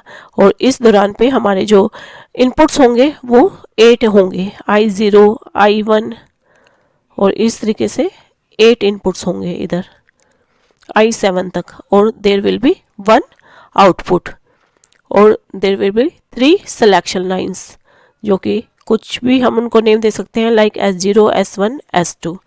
तो इस तरीके से होगा 8x1 मल्टीप्लेक्सर। अब जो ये 8x1 का मल्टीप्लेक्सर है, इसको हम इस तरीके से भी डिजाइन कर सकते हैं। सपोज हमने बनाया 4x1 और 4x1 के 2 मल्टीप्लेक्सर्स बना दिए, तो हम ऐसे भी 2 बना सकते हैं। 4x1 के 2 मल्टीप्लेक्सर्स बना सकते हैं और इनकी एक आउटपुट होगी और ये आउटपुट जाएगी एक और मल्टीप्लेक्सर में, और वो मल्टीप्लेक्सर होगा 2x1 का, क्योंकि इसमें 2 इनपुट्स जा रहे हैं और यहाँ पर जा रहे हैं 4 इनपुट्स। तो हम 8x1 के जो मल्टीप्लेक्सर है उसको इस तरीके से भी डिज़ाइन कर सकते हैं। और यहाँ पे जो इनपुट्स हैं that will be I0 I1 I2 I3 I4 I5 I6 and I7। तो इस तरीके से ये आउटपुट्स होंगी। फिर इसमें जो सिलेक्शन लाइन होंगी, 2 सिलेक्शन लाइन यहाँ होंगी क्योंकि 4x1 है, और 2 सिलेक्शन लाइन ही यहाँ होंगी, दैट इज S0 और S1। यहाँ पे होगी एक सिलेक्शन लाइन क्योंकि यहाँ पे जो है 2x1 का मल्टीप्लेक्सर है। 2 की पावर 0 यानी 0 सिलेक्शन लाइन, मतलब 2 की पावर 0 दैट इज 2 की पावर 1 दैट इज 1। तो यहाँ पर एक सिलेक्शन लाइन होगी इधर। Okay students, now we see the circuit. अब हम इसका सर्किट बना के देखते हैं, और सर्किट बनाएंगे हम 4x1 मल्टीप्लेक्सर का। ओके स्टूडेंट्स, अब हम इसे ध्यान से देखते हैं और इसको बनाएंगे इस सर्किट को। और यहाँ पे हमारे पास है 4 इनपुट्स, तो हम 4 AND गेट्स बना देंगे। दिस इज मल्टीप्लेक्सर सर्किट, और यहाँ पे हमने बनाया 4 इनपुट्स। अब बनेगा इनका एक एक आउटपुट, और 4 इनपुट्स हैं that is I0 I1 I2 and I3। और यहाँ पर हम देंगे सिलेक्शन लाइंस, क्योंकि इन सिलेक्शन लाइंस की कॉम्बिनेशन ही डिसाइड करेंगे कि कौन सा इनपुट एक्टिव होगा एट ए टाइम पे। तो ये जो सिलेक्शन लाइंस हैं, ये है S0, ये है S1, और यहाँ पे हम बनाएंगे नोट गेट जो कि कॉम्प्लीमेंटेड वैल्यू को लेगा, यानी 0 वैल्यू को लेगा, ये 1 को ये 0 को। तो हमने ये बना दिया 0 वैल्यू को लेने के लिए। नेक्स्ट इज यहाँ भी एक और नोट गेट बनाएंगे जो कि S0 के 0 वैल्यू को उठाएगा। अब हम यहाँ पर डालते हैं वैल्यूज़। तो ये कॉम्बिनेशनल वैल्यूज़ जो होंगी S1 S0, इसमें हम क्या क्या डाल सकते हैं? हम कॉम्बिनेशंस जो सिलेक्शन लाइन के हैं वो डाल सकते हैं 0 0 0 1 1 0 एंड 1 1। तो ये कॉम्बिनेशन ऑफ इनपुट्स हम दे सकते हैं। तो सिलेक्शन लाइन में जब 0 0 होगा तो I0 will be active, selection line में जब 0 1 होगा तो I1 एक्टिव हो जाएगा, 1 0 होगा तो I2, और 1 1 होगा तो I3 एक्टिव होगा। तो सिलेक्शन लाइन का कॉम्बिनेशन ही सेलेक्ट कराएगा कि कौन सा एंड गेट एक्टिव होगा एट ए टाइम पे। तो देखते हैं, अगर हम I0 के अंदर 0 0 डाल करके देते हैं। तो I0 में हमने दिया 0 और ये है 0 को रिप्रेजेंट कर रहा है जो, दिस इज 0। तो ये 0 जाएगा हमारे I0 में, हमने दिया 0 और ये है I0 के लिए जिसमें है 0। और इसमें जो सिलेक्शन लाइन, ये ऊपर वाला आपका I0 जो कि वैल्यू को लेगा 1 और नीचे है this one is S1, this is S1, S1 का बार। नेक्स्ट S0, S0 में हम डालेंगे 0, तो यहाँ से जाएगा 0, दिस इज S0, S0 का बार यानी 0 वैल्यू हमने दे दी। तो यहाँ से एंड गेट से जो बाहर वैल्यू निकल के आएगी डेट इज I0, I0 में 1 जा रहा है, फिर S1 का बार और S0 का बार। फिर I1 में जब हम 0 1 देंगे तो I1 एक्टिव होगा। तो I1 में हमने अगर 0 दिया तो I1 यहाँ पर I1 पे तो 1 है, और अगर हमने 0 दिया तो यहाँ से वैल्यू जाएगी S1 के लिए, S1 का बार ये लेगा 0 वैल्यू, और 1 वैल्यू जाएगी S0 के लिए। तो यहाँ से 1 वैल्यू जाएगी S0 के लिए, दिस इज 1। अब यहाँ जो आउटपुट जाएगा, क्योंकि I1 के अंदर तो 1 जा रहा है इस टाइम पे, और S1 का 0 जा रहा है यानी बार, और S0 का 1 जा रहा है यहाँ पे। तो इस दौरान पे ये एक्टिव होगा। इसी तरीके से I2 में अगर हम 1 देंगे, तो I2 में अगर हमने 1 दिया तो I2 में तो 1 है ही, और सिलेक्शन लाइन में 1 0 दिया हमने, सिलेक्शन लाइन S1 में दिया 1 और ये 1 जाएगा यहाँ से। तो ये तो है सिलेक्शन लाइन 1 के लिए जो कि 1 ले जा रही है, और फिर S0 में दिया हमने 0, दिस इज 0, ये है S0 का बार जिसमें है 0। तो यहाँ पे I2 यहाँ पे जा रहा है, I2 जिसमें 1 है, तो I2 गया और S1 फिर S0 का बार यहाँ पे गया। फिर I3 तब एक्टिव होगा जब इसमें 1 1 जाएगा। तो I3 ये तो जा रहा है I3, और यहाँ से जाएगा सिलेक्शन लाइन का जाएगा 1, ये गया सिलेक्शन लाइन का 1, दिस इज S1, और S0 का भी गया 1, दिस इज S0। और अगर इसको बाहर देखें तो this will B I3 S1 S0। तो ये है हमारा मल्टीप्लेक्सर का सर्किट। अब हम इन वैल्यूज़ को डाल करके देख लेते हैं कि कौन सी वैल्यू कब एक्टिव हो रही है। सबसे पहले डाल के देखते हैं 0 0। जब हमने इसमें 0 0 डाला तो क्या एक्टिव होगा। I0 में है 1, इसमें सपोज इसको फर्स्ट वाले को चेक करते हैं, I0 में है 1 और S0 में हमने डाला 0 0, तो ये है 0 का बार डेट विल बी 1 और S0 का बार डेट विल बी 1। तो 0 0 डाला था, 1 1 यहाँ हो चुका है और ये इनेबल हो जाएगा, और इसके अलावा बाकी सारे डिजेबल हो जाएंगे। तो इसमें भी एक बार हम 0 0 डाल करके देखते हैं।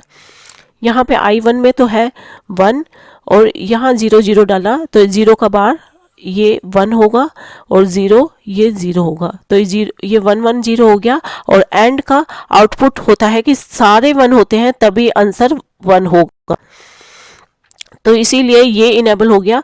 लेकिन यहाँ पे 1 1 0 होने की वजह से ये डिजेबल हो गया। इसी तरीके से ये भी डिजेबल हो जाएंगे ऑन द आउटपुट ऑफ 0 0। और जब हम 0 1 आउटपुट देंगे, जब हम 0 1 की आउटपुट देंगे तो इस आउटपुट में ये वाला एंड गेट इनेबल होगा, बाकी सारे डिजेबल होंगे। तो इसको हम एक बार इसकी वैल्यू को चेक करते हैं 0 1 के लिए। तो I1 में 1 है, यहाँ हमने डाला 0 1, तो 0 का अपोजिट डेट विल बी 1 और 1 डेट इज 1। तो इट मीन्स ये एक्टिव हो जाएगा on the input of this one. तो उस दौरान पे ये इनेबल होगा, बाकी सारे डिसेबल हो जाएंगे। तो इसी तरीके से हमने इसको बहुत अच्छे से देखा कि किस तरीके से कौन सा एंड गेट कब जो है इनेबल होगा और बाकी सारे एंड गेट्स कब डिसेबल हो जाएंगे। तो ये सिलेक्शन लाइन पर ही जो है डिपेंड करेगा, सिलेक्शन लाइन के कॉम्बिनेशंस पर। तो अब हम बना देते हैं इसकी ट्रुथ टेबल, और ये ट्रुथ टेबल हम ऑलरेडी सीख चुके हैं। जब हमारी सिलेक्शन लाइन में जो है कॉम्बिनेशंस होंगे क्या, 0 0 0 1 1 0 एंड 1 1, तो 0 0 होगा तो यहाँ पर एक्टिव होगा दैट इज I0, और 0 1 होगा तो एक्टिव होगा I1, ये होगा तो I2 और ये होगा तो I3। Okay students, this is block diagram of circuit of multiplexer. Now we see demultiplexer. Okay students, multiplexer हमने अच्छे से देख लिया, अब हम देखते हैं demultiplexer. Demultiplexer is opposite of multiplexer. तो इस डी मल्टीप्लेक्सर के अंदर एक इनपुट होता है और ये कॉन्सेप्ट फॉलो करता है 1 to many का। इसके अंदर एक इनपुट होगा और ये जो है डिस्ट्रीब्यूट कर दिया जाएगा मोर देन 1 सिग्नल्स में, मोर देन 1 रिसीवर्स को, और ये मोर देन 1 आउटपुट हो सकते हैं Y0 Y1 से Yn, और ये इनपुट हो सकता है डेट इज D0। अब इसके अंदर जो सिलेक्शन लाइंस होंगी ये इनकी सिलेक्शन लाइंस होंगी। अब ये जो सिलेक्शन लाइंस होंगी that will be C0 C1 C2 इस तरीके से हो सकती हैं। तो ये सिलेक्शन लाइन ही डिसाइड करेंगी कि आउटपुट में कौन सा होगा, Y0 Y1 Yn तक में से कौन आउटपुट में एट ए टाइम पे होगा, ये सिलेक्शन लाइन ही डिसाइड करेंगी। तो ये जो डीमल्टीप्लेक्सर हो सकते हैं ये 1 into 4 1 into 8 1 into 16 1 into 32, बिल्कुल वैसे ही जैसे मल्टीप्लेक्सर्स में 2 की पावर n में थे, तो ऐसे हो सकते हैं। डीमल्टीप्लेक्सर को हम जो है डेटा डिस्ट्रीब्यूटर कहते हैं, जबकि मल्टीप्लेक्सर को हम कहते हैं डेटा सेलेक्टर। ये भी हम ध्यान रखेंगे। Now we make the 1 into 4 multiplexer, 1 into 4 demultiplexer। इसका सर्किट हम देखते हैं, और यहाँ पे है एक इनपुट that is D0। अब ये जो एक इनपुट है ये ही जाएगा इन चारों आउटपुट्स में। पहला output, next is second output, और ये ही आउटपुट जाएगा क्योंकि एक ही सिंगल इनपुट है जो सभी आउटपुट्स पे वर्क करेगा। तो यहाँ से सिंगल इनपुट जा रहा है और सभी मोर देन 1 आउटपुट्स पे जा रहा है। अब सिलेक्शन लाइन डिसाइड करेंगे कि कौन सा आउटपुट एट ए टाइम पे कंसीडर होगा। तो सिलेक्शन लाइन है लाइक 2 सिलेक्शन लाइन हो सकती हैं, कोई भी नेम हम कुछ भी ले सकते हैं। तो 1 into 4 में 2 सिलेक्शन लाइन रहेंगी, दैट इज़ 1 into 2 की पावर 2 यानी 2 सिलेक्शन लाइन्स रहेंगी यहाँ पे, और 2 सिलेक्शन लाइन जिनका नेम दे दिया हमने that is C0 and C1, और इन दोनों को भी हम लगा देते हैं इन पे नोट गेट जो कि वैल्यू को उठाएगा 0 वाली।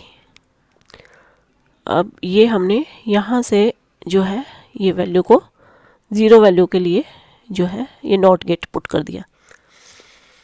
अब इनकी जो है आउटपुट जाएगी एक एक, और अगर D0 यहाँ से D0 जा रहा है और हमारे combination of inputs selection line के लिए क्या क्या हो सकते हैं, डेट इज C0 और C1 के लिए 0 0 0 1 1 0 एंड 1 1। तो ये सिलेक्शन लाइन के कॉम्बिनेशंस हो सकते हैं। तो सिलेक्शन लाइन जब 0 0 होगी तो Y0 जो है आउटपुट एक्टिव होगा, और 0 1 होगी तो Y1 एक्टिव होगा, 1 0 होगी तो Y2, और 1 1 होगा तो Y3 एक्टिव होगा। तो ये आउटपुट्स ऐसे एक्टिव होंगे। तो जब हम 0 0 का कॉम्बिनेशन डाल रहे हैं तो हमने पहले डाला 0, तो ये है 0 के लिए, तो यहाँ से जो है लाइन जाएगी 0 की, दैट इज लाइक दिस, ये जा रही है 0 की लाइन। और C1 की जो सिलेक्शन लाइन है दैट विल बी आल्सो 0, तो ये भी है 0, दिस इज 0। ये C1 का बार को शो कर रही है और ये C0 के बार को, और ऊपर की लाइन है D0। तो यहाँ जो बाहर आउटपुट जाएगा D0, C0 का बार और C1 का bar. Okay students, now we see the next input 0 1। तो C0 में इस बार जा रहा है 0, सिलेक्शन लाइन 0, ये है 0 के लिए, और यहाँ हम साथ साथ लिख देते हैं C0, ये C0 की लाइन है जो कि 0 को शो कर रही है, तो C0 का बार। इसी तरीके से C1 का 1 जा रहा है और ये है C1 का, तो C1 1 भेज रहा है यहाँ पे, और ये D0 जो कि ऑलरेडी 1 को ही भेज रही है, तो D0 और यहाँ पे C0 के लिए 0 और C1 के लिए 1, तो इट मीन्स 0 1 का कॉम्बिनेशन यहाँ जा रहा है। नेक्स्ट, ये तब एक्टिव है जब ये इनपुट्स जा रहे हैं, ये आउटपुट्स। अब 1 0 आउटपुट कब एक्टिव होगा, जब 1 0 का Y2 एक्टिव होगा, जब 1 0 का जो है कॉम्बिनेशन जाएगा। तो 1 का कॉम्बिनेशन जा रहा है यहाँ से, ये C0 का 1 जा रहा है, तो ये C0 और इसका गया 1, और इसी तरीके से C1 का 0, तो ये है C1 का 0, C1 का 0, और यहाँ से जा रहा था हमारा D0, तो ये है D0 और C0 का C0 एंड C1 का बार। और इसी तरीके से Y3 आउटपुट तब कंसीडर होगा जब 1 1 दिया जाएगा सिलेक्शन लाइन के थ्रू। तो यहाँ से हम पहले सिलेक्शन लाइन के थ्रू 1 दे रहे हैं, C0 का 1, दिस इज C0, और ये है C1 का 1, दिस इज C1, और यहाँ पे था हमारा D0, तो ये है D0 C0 C1। Okay students, ये बिल्कुल वैसे ही है जैसे मल्टीप्लेक्सर हमने किया था।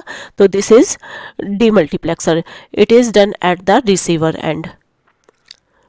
Okay students, this is all about multiplexer and demultiplexer. Students, अगर आपको ये सारा लेक्चर बहुत अच्छे से समझ आ गया है तो हमारे साथ आप जुड़ जाएं इस चैनल को सब्सक्राइब करके, ताकि आपको आगे के टॉपिक्स भी बहुत अच्छे से समझ में आ सकें। और स्टूडेंट्स, हमारे मोटिवेशन के लिए इसको लाइक भी ज़रूर कर दें, शेयर भी ज़रूर कर दें। Thank you, bye bye, have a nice day.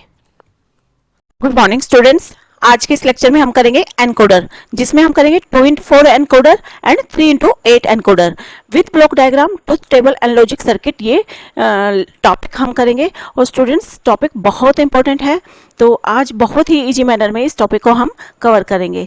तो स्टूडेंट, अगर आपने इस चैनल को सब्सक्राइब नहीं किया है तो इसे जरूर कर लें, क्योंकि हर टॉपिक बहुत ईजी करके आपके लिए लाया जा रहा है। Welcome to 1BT extra computer classes. तो देखते हैं encoder. Encoder is combinational circuit. Encoder combinational circuit होता है, और कॉम्बिनेशनल सर्किट वो होता है जिसके अंदर आउटपुट डिपेंड करती है टोटली ऑन इनपुट। अब लॉजिक गेट से बने हुए सर्किट्स होते हैं ये, और ये सर्किट कोई ना कोई फंक्शनैलिटी परफॉर्म करने के लिए हम इन्हें बनाते हैं। It is multiple input multiple output device. तो encoder multiple input multiple output device होता है। इसके अंदर मल्टीपल इनपुट्स रहते हैं और मल्टीपल आउटपुट्स रहते हैं। It converts maximum of 2 की power n lines of input into n lines of output। तो ये जो इनपुट लेता है 2 की पावर n, मैक्सिमम जो 2 की पावर n इनपुट्स रहते हैं, इनको ये कन्वर्ट करता है n आउटपुट्स के अंदर। तो ये मैक्सिमम होते हैं, इससे कम भी इनपुट्स हो सकते हैं, पर मैक्सिमम इनपुट इसमें 2 की पावर n रहते हैं। ये डिकोडर के बिल्कुल अपोजिट होता है, जिसके अंदर n इनपुट्स होते हैं और 2 की पावर n आउटपुट्स रहते हैं। डिकोडर, इससे पहले का लेक्चर हम ऑलरेडी अपलोड कर चुके हैं और रिकमेंडेड है आप इससे पहले वो लेक्चर जरूर से देख लें, क्योंकि एनकोडर डिकोडर के कंप्लीटली रिवर्स होता है। At a particular time one input line is active, तो इनमें से ये जो इनपुट लाइन है, इनमें से एट ए टाइम पर एक ही लाइन एक्टिव रहती है, बाकी सारी डिसेबल हो जाती हैं। एप्लीकेशन ऑफ एनकोडर्स, अगर हम एनकोडर की एप्लीकेशन की बात करें तो ये अदर कोड को कन्वर्ट करता है बाइनरी कोड्स में। इट मीन्स ये जो हमारा डेटा होता है उसको बाइनरी फॉर्मेट में, कोडेड फॉर्मेट में ये चेंज करता है। तो इसमें हम नंबर ऑफ इनपुट लाइंस देंगे, नंबर ऑफ इनपुट लाइंस, और ये आउटपुट में उसको कोडेड फॉर्मेट में चेंज करता है। ये जो हमें आउटपुट देगा वो उसको कोडेड फॉर्मेट में चेंज करता है, मतलब इनपुट लाइंस को, नंबर ऑफ इनपुट लाइंस को लेस नंबर ऑफ आउटपुट्स में ये कन्वर्ट करता है। ठीक है, अगर हम इसमें 8 इनपुट्स दे रहे हैं तो ये उसको 3 आउटपुट्स में कन्वर्ट करेगा। ठीक है, तो इस तरीके से ये जो इनपुट्स हैं ये कम भी हो सकते हैं, बट जनरली ये होता है कि ये 2 की पावर n में होते हैं और ये n होता है।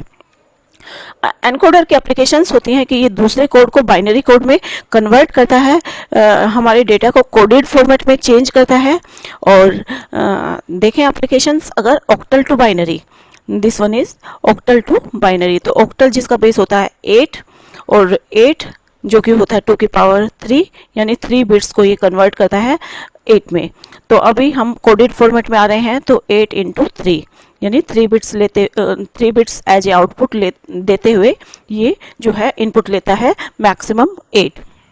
हेक्साडेसिमल जिसमें होते हैं 16, जो कि होती है 16 होता है 2 की पावर 4, यानी n रहेगा हमारा 4। डेसिमल टू बाइनरी, जिसके अंदर जिसका बेस होता है 10 और जो कि बेस 10 2 की पावर 4 लेगा, और 2 की पावर 3 अगर हम लें तो ये 8 होंगी, जो कि ये नहीं ले सकता।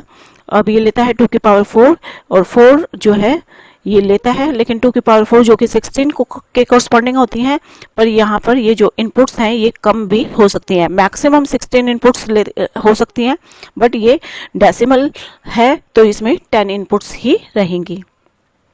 Okay students, now we see the block diagram of encoder। तो encoder n into m encoder, इसके अंदर क्या होता है, ये मल्टीपल इनपुट्स होता है, मल्टीपल आउटपुट होता है। इसमें n इनपुट्स होते हैं और m आउटपुट्स रहती हैं।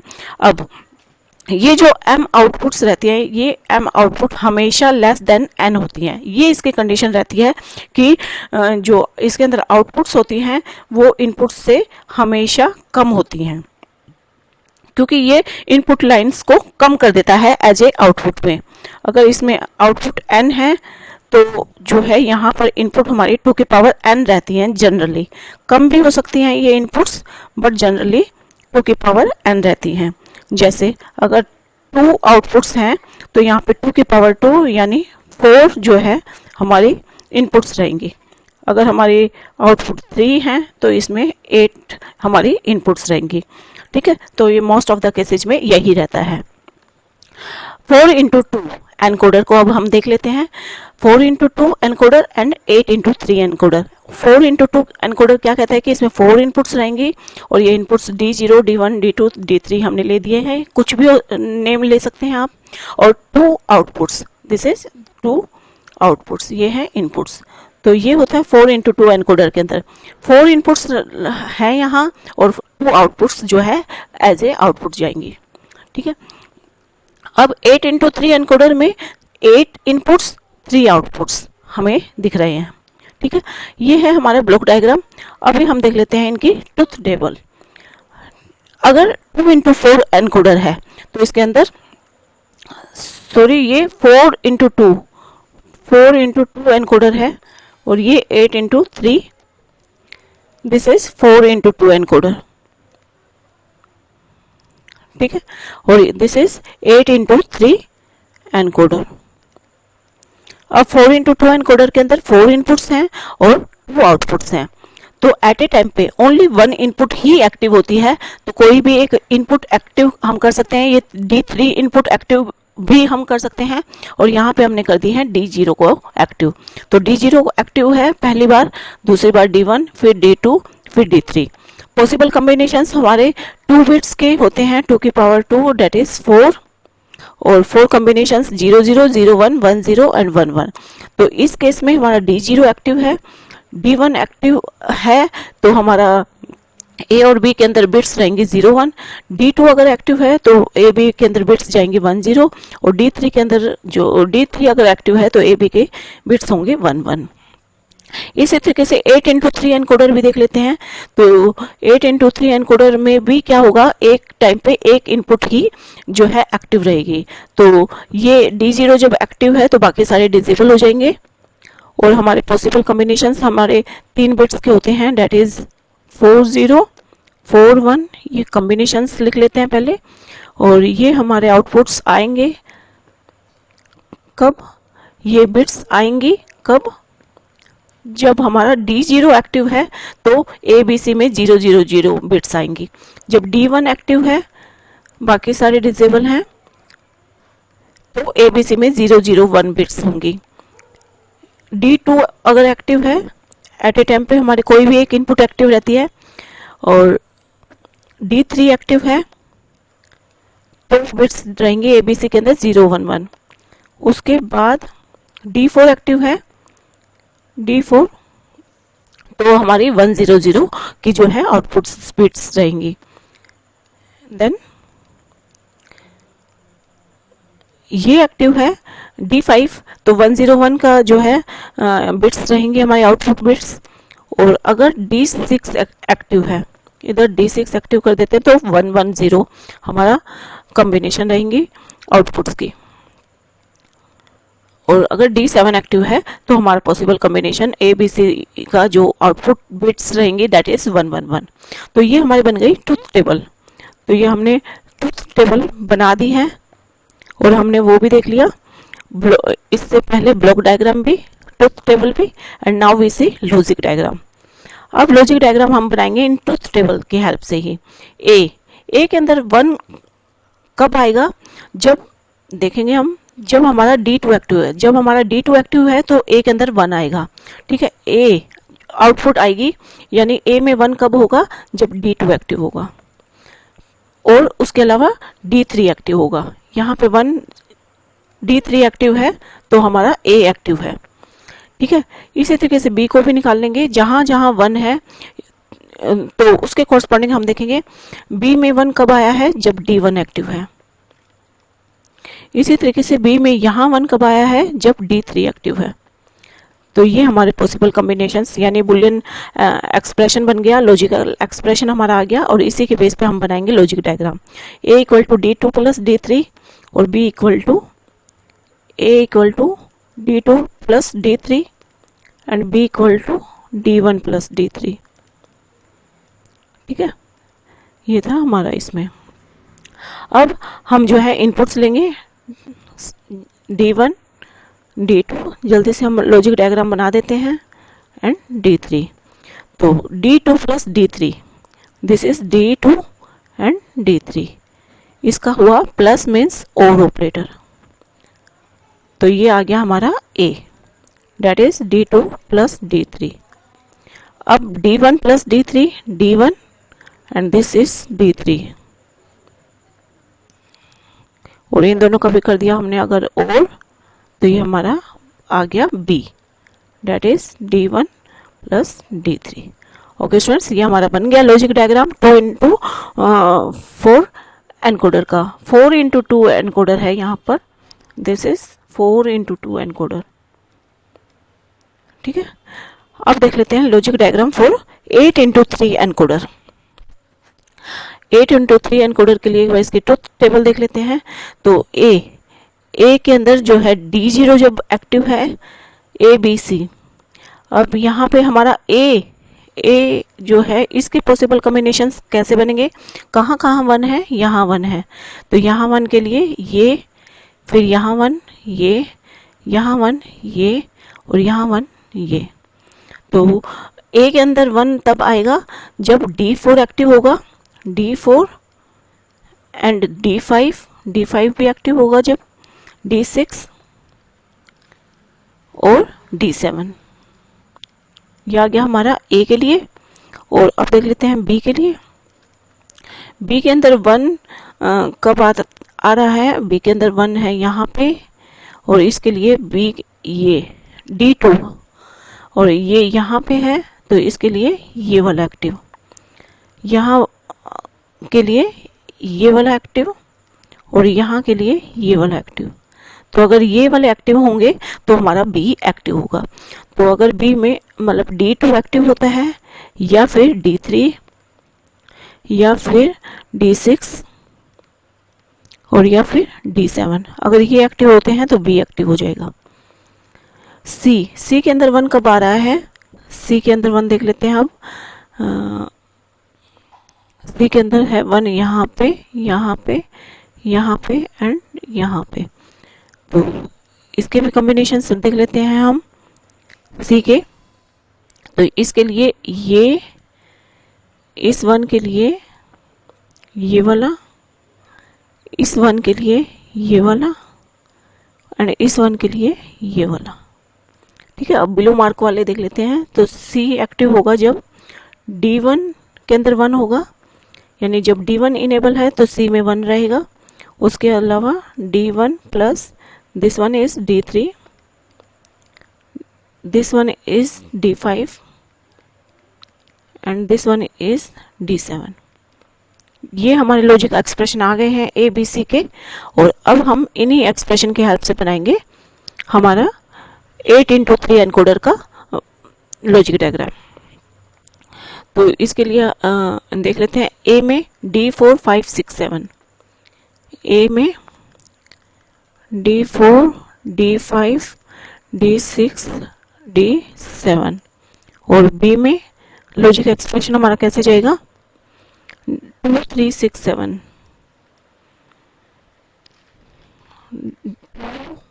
3 6 7 और C के अंदर हमारा एक्सप्रेशन 1 3 5 7। तो ये हम नोट कर लेते हैं जल्दी, 1 3 5 और 7। अब हम इसका जल्दी से बना देते हैं logic diagram. D1 D2 D3 D4 D5 D6 and D7। अब हम A का बनाते हैं 4 5 6 7 पर। इनको हम कर देते हैं 4 5 6 एंड 7 को कर देते हैं और ये जब हमने और किया तो हमारा निकल आएगा A। फिर B के लिए 2 3 6 7, 2 3 एंड दिस इज 6, ये 6 हो गया और 7, ये 7, ये आ गया 2 3 6 7। तो ये आ गया B। और C के लिए 1 3 5 7, 1 3 5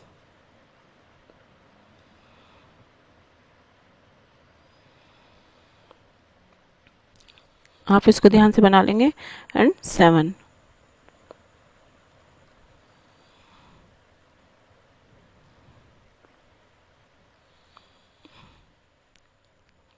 ठीक है, तो ये 1 3 5 7 निकल आया है हमारा। और इसका बना देंगे हम और गेट। ये हो गया हमारा C। Okay students, this is all about encoder. तो ये हमने बहुत इजी मैनर में ये सारा टॉपिक देखा। तो स्टूडेंट, अगर लेक्चर अच्छा लगा हो, इजी लगा हो, तो सब्सक्राइब करके हमारे चैनल के साथ आप जरूर से जुड़ जाएं।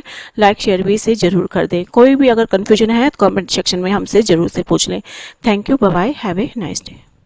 गुड मॉर्निंग स्टूडेंट्स, आज के इस लेक्चर में हम करेंगे डिकोडर, जिसमें हम देखेंगे 2x4 decoder and 3x8 decoder with block diagram, truth table and logic circuit. ये लेक्चर आज हम सीखेंगे और बहुत ही आसान मैनर में। स्टूडेंट्स, टॉपिक बहुत इंपॉर्टेंट है, जनरली क्वेश्चंस पूछा जाता है पेपर के अंदर। तो देखते हैं बहुत ही इजी मैनर में। Welcome to 1 bit extra computer classes. Decoder decoder is combinational circuit. Decoder एक कॉम्बिनेशनल सर्किट होता है जिसके अंदर आउटपुट डिपेंड करती है only on input. It is multiple input multiple output device. ये वो डिवाइस है जो multiple input multiple output device है। इससे पहले जो हमने मल्टीप्लेक्सर देखा था जिसके अंदर मल्टीपल इनपुट्स होते हैं और सिंगल आउटपुट होता है। डी मल्टीप्लेक्सर जिसके अंदर सिंगल इनपुट होता है और मल्टीपल आउटपुट्स होते हैं। लेकिन डिकोडर के अंदर मल्टीपल इनपुट रहते हैं और मल्टीपल आउटपुट रहते हैं। It converts n line of input into maximum of 2 की power n line of output। तो इसमें n inputs होती हैं और 2n maximum outputs होती हैं। तो डिकोडर अगर हम इसे याद करें तो डिक्रिप्शन सेम सा वर्ड है और ये डिक्रिप्शन करता है। जैसे एनकोडर एनक्रिप्शन करता है। एनक्रिप्शन होता है स्मॉल में किसी भी बड़ी चीज को कंप्रेस कर देना, स्मॉल में चेंज कर देना, जबकि डिक्रिप्शन उल्टा करता है जो कि स्मॉल से बिग में कन्वर्ट करता है। एनक्रिप्शन बिग टू स्मॉल रहता है, ये स्मॉल टू बिग रहता है। तो ये अगर n इनपुट लेता है तो उसको चेंज करता है 2 की पावर n आउटपुट्स में। ठीक है।